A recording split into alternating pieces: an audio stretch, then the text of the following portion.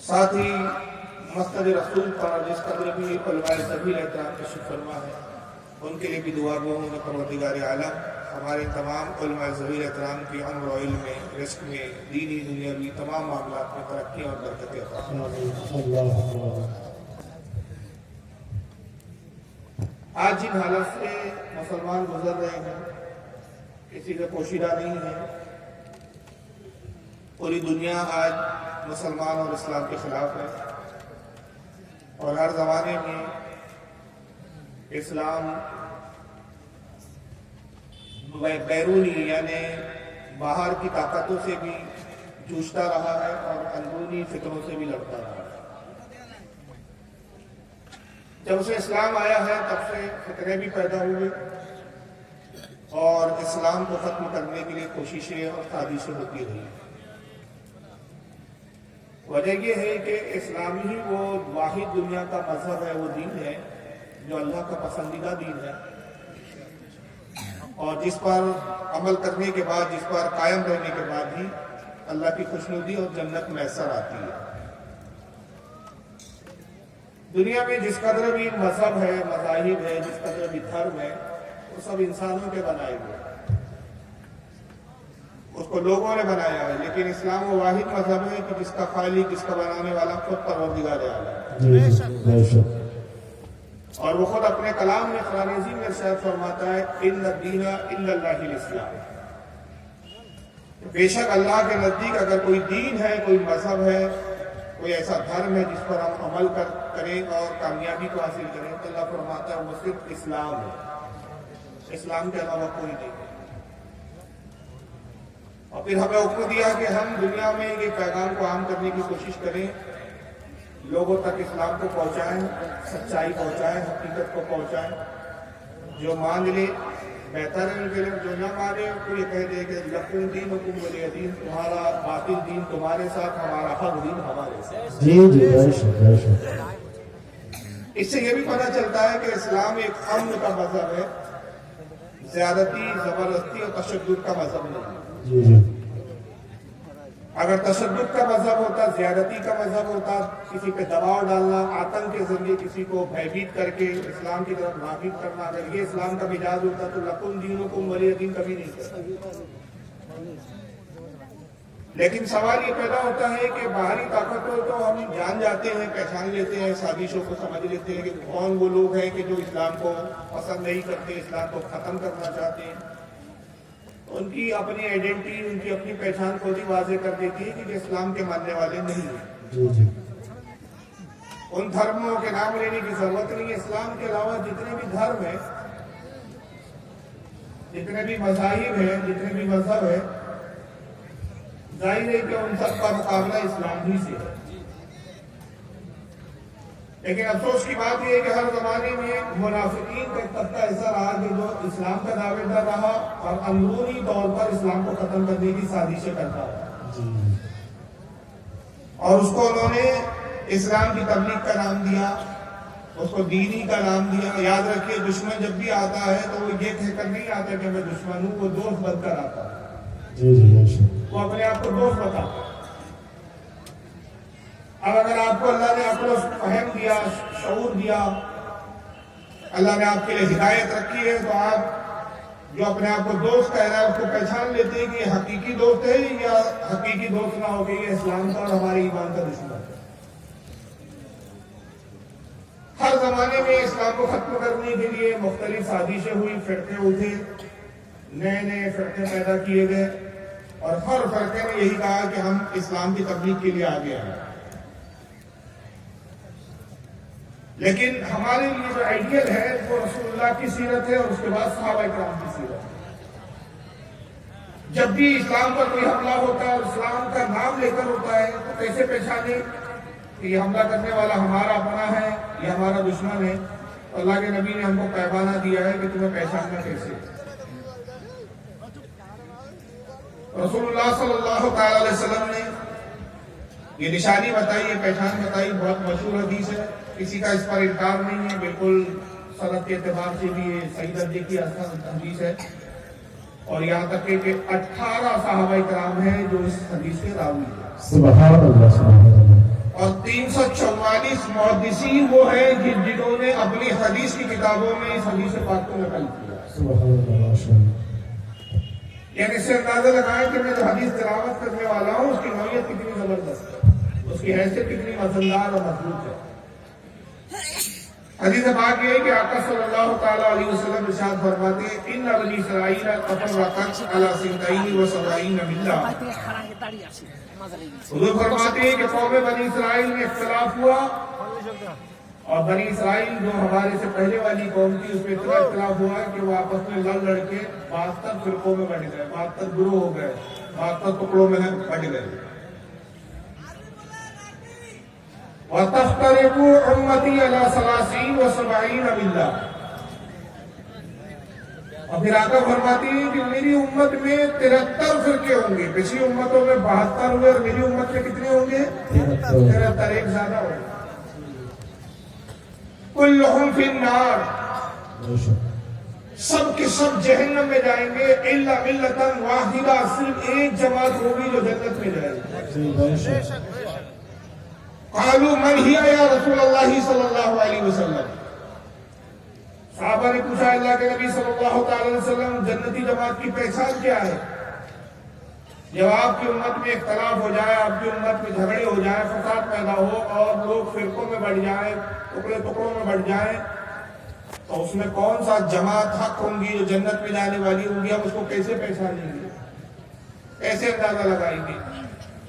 قال ما انا علیہ واصحابی. حضور نے کہا کہ جنتی فرقے کی، جنتی جماعت کی پہچان ہوگی جو میرے اور میرے صحابہ کے عقیدے پر ہوگا، وہی جنت میں جائے گا. تو جنتی جماعت کی نشانی کیا بتائی؟ کہ میرا عقیدہ اور صحابہ کا. اب صحابہ کا عقیدہ کیا ہے؟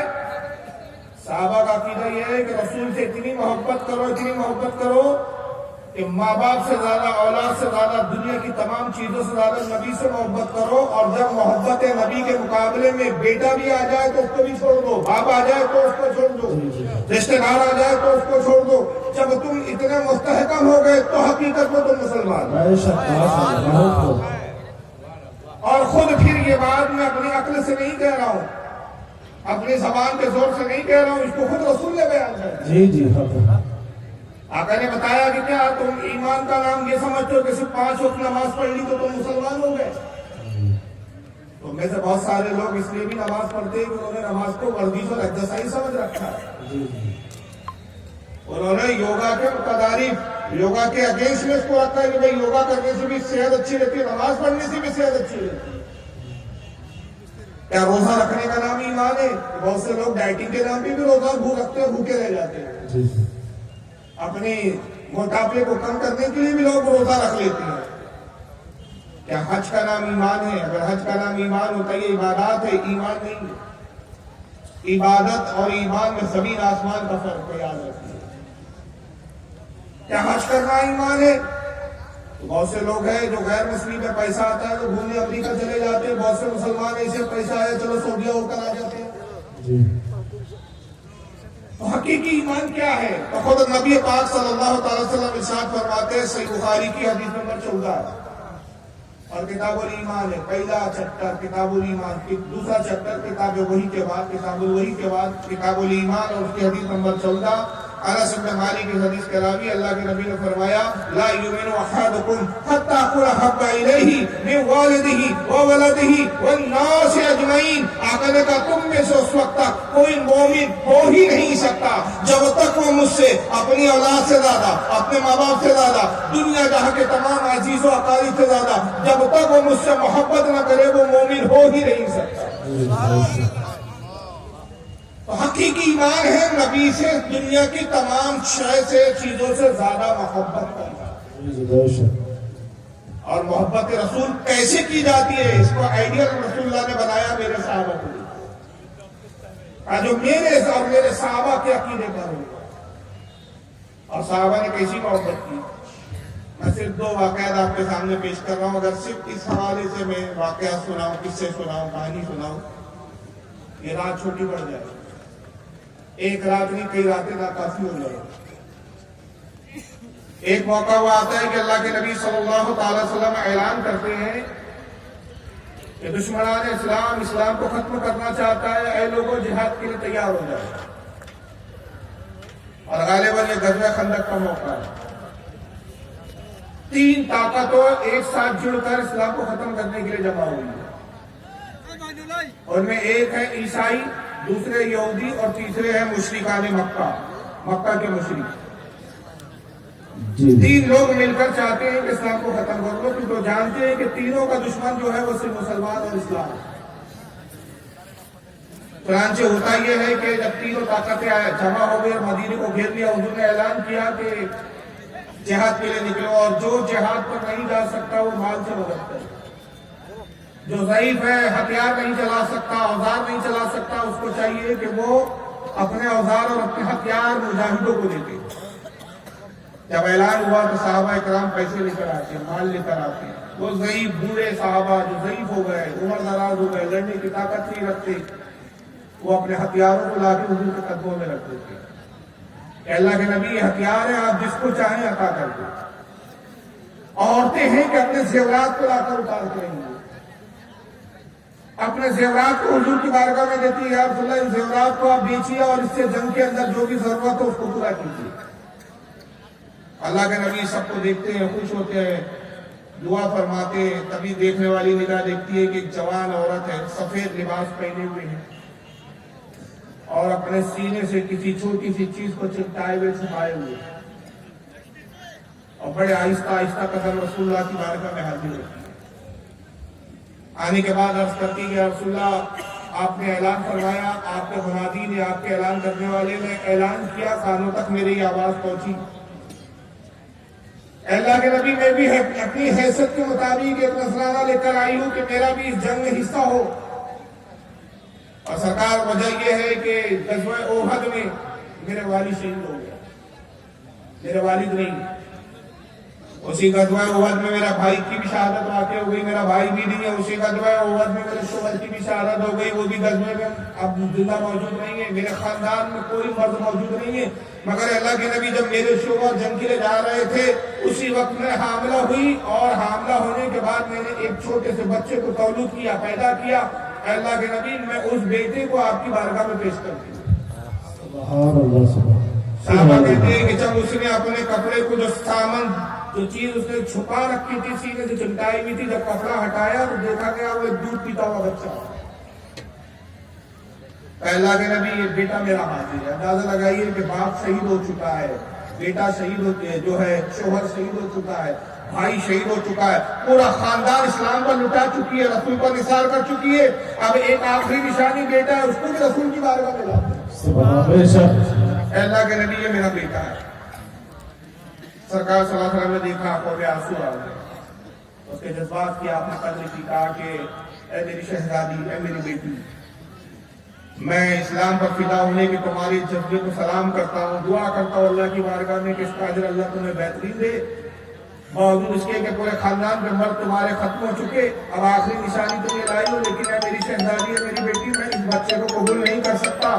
وجہ یہ ہے کہ بچہ دودھ پیتا، شیر خوار ہے، ابھی یہ ہتھیار چلا نہیں سکتا، اگر اس پر کوئی وار کرے اس وار کو برداشت نہیں کر سکتا، اس وار کو روک نہیں سکتا، یہ ابھی جنگ لڑنے کے لائق نہیں ہے۔ اے میری صاحبزادی، اے میری بیٹی، اس کو لے جاؤ، اس کو پالو پوسو، پروان چڑھاؤ، بڑا کرو، جب یہ جوان ہو جائے گا اللہ نے چاہا تو پھر اسلام کے لیے اور جب جنگیں ہوگی تو یہ اس میں کام آئے گا۔ میں اس بچے کو تو قبول نہیں کر سکتا، یہ اس کا ابھی جنگ کے لائق نہیں ہے۔